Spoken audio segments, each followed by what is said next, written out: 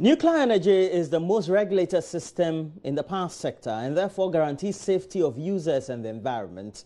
That's an assurance from the Nuclear Energy Coordinator, Dr. Robert Sobaji, as Ghana prepares to deploy nuclear power into her supply mix by 2027. He says enough public safety measures are already in place.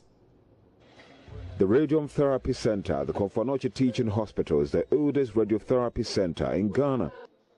Set up in 1992, it employs manual loading technique in the treatment of cancers which expose workers to some level of radiation. In 1996, the center was decommissioned and a radioactive substance known as cesium-137 was introduced to reduce the risk. Head of Medical Physics Eric Addison tells me about the new system and its environmental protection level.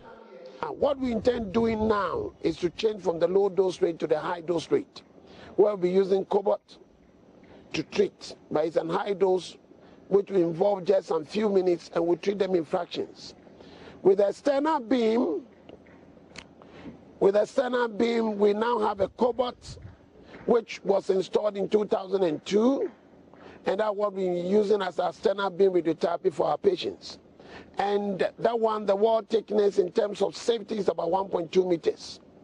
We have a LINAC which we are going to install from November, December, we should start installation. And the wall thickness for the primary wall for the LINAC is 2.6 meters. And then the secondary scatter radiation wall is 1.6 meters. Despite the assurance, many people have raised questions about the safety of nuclear energy. Professor Akyawkrom of Kumasi Technical University Chemical Engineering Department allays such fears. Our body radiates, but the level doesn't injure us. At some point in time in our lives, too, we've been to the hospital, we have used X-rays, which is the most common thing that people use, and we don't die off. So it's not as dangerous as it's being portrayed. Yes, it is true that the first impact globally nuclear had on people was the atomic bomb. But a lot of things have now been done to say, look, what makes it possible to have those bombs are no longer feasible in the real sense of it. Let's see whether it will do the blocking. Ghana's unstable hydroelectric power sources have compelled the Energy Ministry to explore nuclear energy into the national mix. Initiated in 2005, the Ghana Nuclear Power Organization was formed in 2012 to steer affairs and plan towards concretization. The International Energy Agency has reviewed phase 1 of the project.